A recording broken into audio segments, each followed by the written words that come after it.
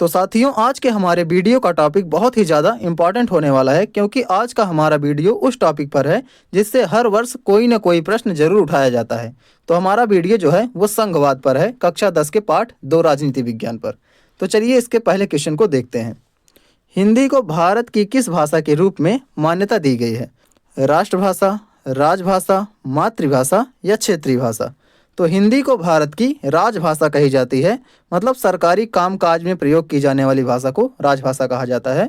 और हिंदी जो है वो भारत की राजभाषा है। इसमें सबसे ज़्यादा कंफ्यूज करने वाला जो क्वेश्चन है वो राष्ट्रभाषा का है।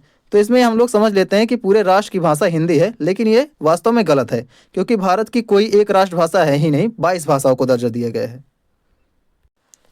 भारत की संघीय व्यवस्था में अवशिष्ट विषयों पर कानून बनाने का अधिकार किसके पास है? तो अवशिष्ट सूची के अंतर्गत जो विषय रखे गए हैं उस पर कानून कौन बनाएगा? राज्य सरकार, केंद्र सरकार, स्थानीय निकाय या फिर केंद्र और राज्य दोनों? तो अवशिष्ट का मतलब बचा हुआ होता है। तो जैसे कोई नए विषय आ जाते हैं, जैसे कंप्यूटर आ गया जल्दी में, तो उस पर कानून कौन बनाएगा, इस पर विचार करना है। तो यहाँ पर हम देखते हैं कि अगर कोई नया विषय आता है तो उस पर कानून जो बनाएगा वो केंद्र सरकार या फिर संघ सरकार जिसको कहते हैं वही कानून बनाएगा। पंचायती राज व्यवस्था में महिलाओं के लिए कितने प्रतिशत आरक्षण की व्यवस्था की गई है? तो महिलाओं को भी पुरुषों के समान अधिकार दिलाने के लिए उनको कुछ परसेंट का आरक्षण दिया जाता है, वही पूछा गया है। 25%, 50%, 33% या फिर 40%? तो यहाँ पर हम देखते हैं कि 33% इनको आरक्षण दिया जाता है। इसको कभी कभार पूछा जाता है बटे के रूप में, जो 1/3 होता है। तो अगर पूछा जाए तो 1/3 आरक्षण दिया जाता है, जिसको 33% भी कहते हैं। नगर निगम के पदाधिकारी को क्या कहते हैं? मतलब जो नगर निगम का मुख्य होता है उसको क्या कहा जाता है? प्रधान, सरपंच, मेयर या महापौर या फिर राज्यपाल? तो नगर निगम का जो अध्यक्ष होता है उसको मेयर कहा जाता है। नगर निगम जो होता है, शहरों में सबसे बड़ा विभाजन जो होता है नगर निगम ही होता है। उससे छोटा जो होता है वो नगर पालिका परिषद होती है, और जो सबसे छोटा होता है वो नगर पंचायत होता है। इस आधार पर जितनी जनसंख्या रहती है उसी के हिसाब से ही शहरों को बांटा जाता है।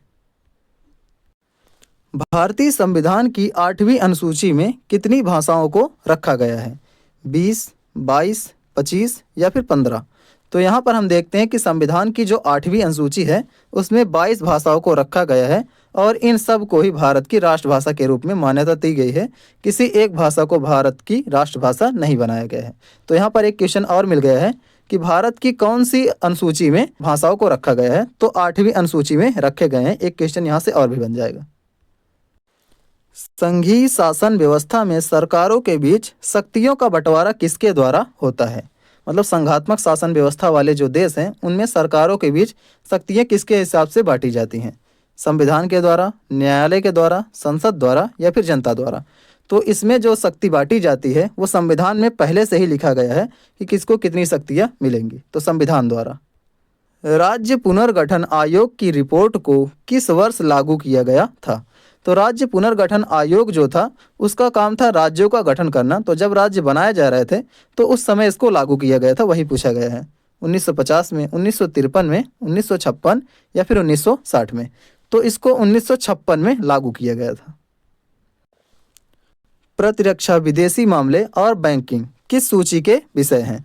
तो यहाँ हम देखते हैं कि जो सरकार हमारी है उसको शक्तियाँ देने के लिए 3 सूचियाँ बनाई गई हैं: संघ सूची, राज्य सूची और समवर्ती सूची। तो इसी के हिसाब से केंद्र सरकार को, राज्य सरकार को शक्तियाँ दी जाती हैं, वही पूछा गया है। संघ सूची, राज्य सूची, समवर्ती सूची या इनमें से कोई नहीं? तो प्रतिरक्षा जो हो गया, विदेशी मामले हो गए और जो बैंकिंग है, ये सभी जो हैं बड़े विषय हैं। तो इस पर कानून बनाने का अधिकार जो है वो संघ सरकार या फिर केंद्र सरकार को है। तो ये संघ सूची के अंतर्गत आता है। पुलिस, व्यापार, वाणिज्य और कृषि किस सूची के अंतर्गत आते हैं? संघ सूची, राज्य सूची, समवर्ती सूची या अवशिष्ट शक्तियाँ? तो पुलिस जो हो गया, व्यापार हो गया, वाणिज्य, कृषि हो गए, ये सभी जो होते हैं राज्य सूची के विषय के अंतर्गत आते हैं। मतलब इन विषयों पर जो कानून बनाएगा वो राज्य सरकार है। विकेंद्रीकरण की दिशा में 73वां संविधान संशोधन किससे संबंधित है? नगर पालिका से, पंचायती राज से, केंद्र राज्य संबंध से या भाषाई नीति से? तो विकेंद्रीकरण जो किया गया था 1992 के 73वें संविधान संशोधन के द्वारा किया गया था, जिसके अंतर्गत पंचायती राज की स्थापना की गई थी, मतलब पंचायत की स्थापना की गई थी, जैसे जिला पंचायत, क्षेत्र पंचायत और ग्राम पंचायत। भारतीय संविधान में शक्तियों का बंटवारा कितनी सूचियों में किया गया है? 2, 3, 4 या फिर 5? तो संविधान में जो शक्तियां बांटी गई हैं वो 3 सूचियों के अंतर्गत बांटा गया है, जिसमें से हम लोग अभी देख चुके हैं संघ सूची, राज्य सूची और समवर्ती सूची। संघ सूची का जो विषय है उस पर केंद्र सरकार कानून बनाएगी, राज्य सूची में जो विषय रखे गए हैं उस पर राज्य सरकार, और समवर्ती सूची में जो विषय रखे गए हैं उस पर केंद्र और राज्य सरकार दोनों कानून बनाएगी। लेकिन सबसे ज़्यादा मान्य जो होगा वो संघ सरकार का होगा। मतलब अगर दोनों साथ में बना देते हैं समवर्ती सूची पर, तो राज्य सरकार के द्वारा बनाया गया विषय मान्य नहीं होगा, लेकिन केंद्र सरकार जो बनाएगी कानून उसी का ही माना जाएगा। निम्नलिखित में से कौन सा एक संघीय राज्य नहीं है? मणिपुर, हिमाचल प्रदेश, चंडीगढ़ या फिर अरुणाचल प्रदेश? तो संघीय राज्य का मतलब जो है उसका यही मतलब है कि कौन कौन से राज्य यहाँ पर हैं। तो यहाँ पर हम देखते हैं कि मणिपुर भी राज्य है, हिमाचल प्रदेश भी है और अरुणाचल प्रदेश भी, लेकिन चंडीगढ़ जो है ये केंद्र शासित प्रदेश है, तो ये संघीय राज्य नहीं है। संघवाद की भावना के विरुद्ध क्या है? शक्तियों का विकेंद्रीकरण, स्वतंत्र न्यायपालिका, शक्तियों का एक ही स्थान पर संकेंद्रण या संविधान की सर्वोच्चता। मतलब संघात्मक शासन व्यवस्था जो होती है उसके विरुद्ध क्या है, या संघात्मक शासन की विशेषता क्या नहीं है इसमें से। तो यहाँ पर हम देखते हैं संघात्मक शासन वालों में शक्तियों का विकेंद्रीकरण भी होता है, स्वतंत्र न्यायपालिका भी होती है और एक ही स्थान पर शक्तियों का संकेंद्रण यहाँ पर नहीं होता है। तो इस क्वेश्चन के हिसाब से जो हमारा राइट आंसर है वो शक्तियों का एक ही स्थान पर संकेंद्रण ये विशेषता नहीं है। तो इस हिसाब से ये सही हो जाएगा, बाकी सभी जो होंगे वो गलत हो जाएंगे। संविधान की व्याख्या करने का अंतिम अधिकार किसके पास है? मतलब संविधान में अगर कोई गलती है तो उसके बारे में कौन व्याख्या कर सकता है? राष्ट्रपति, संसद, राज्यपाल या सर्वोच्च न्यायालय?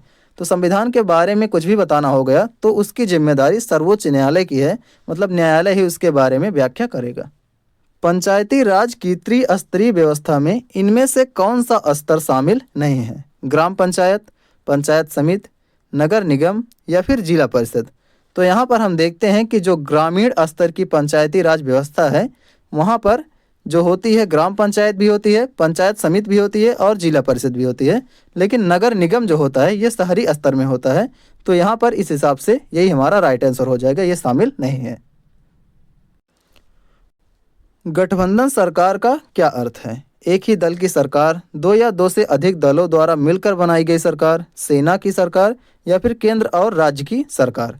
तो यहाँ पर हम देखते हैं गठबंधन सरकार का मतलब होता है कि जब दो या दो से अधिक पार्टी आपस में मिलकर के सरकार बनाएगी तो उसी को गठबंधन सरकार कहा जाता है। जैसे मान लीजिए बीजेपी हो गई या किसी और पार्टी के साथ, सपा के साथ मिल गई या कांग्रेस के साथ मिल गई, तो जब दोनों साथ में मिलकर के सरकार बनाएंगे तो उसे ही गठबंधन सरकार कहा जाएगा।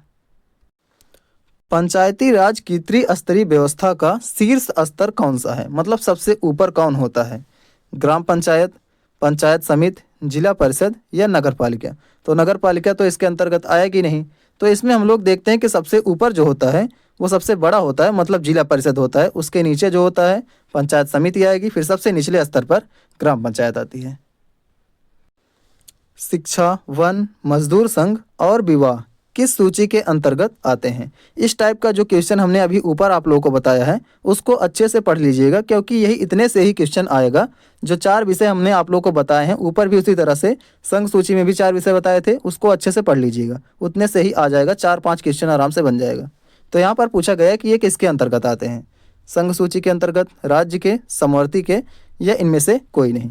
तो शिक्षा, वन, मजदूर संघ और विवाह जो होते हैं वो समवर्ती सूची के अंतर्गत आते हैं। मतलब इसके अंतर्गत जो आने वाले विषय हैं उस पर कानून बनाने का अधिकार संघ सरकार को भी है, मतलब केंद्र सरकार और राज्य सरकार दोनों को है।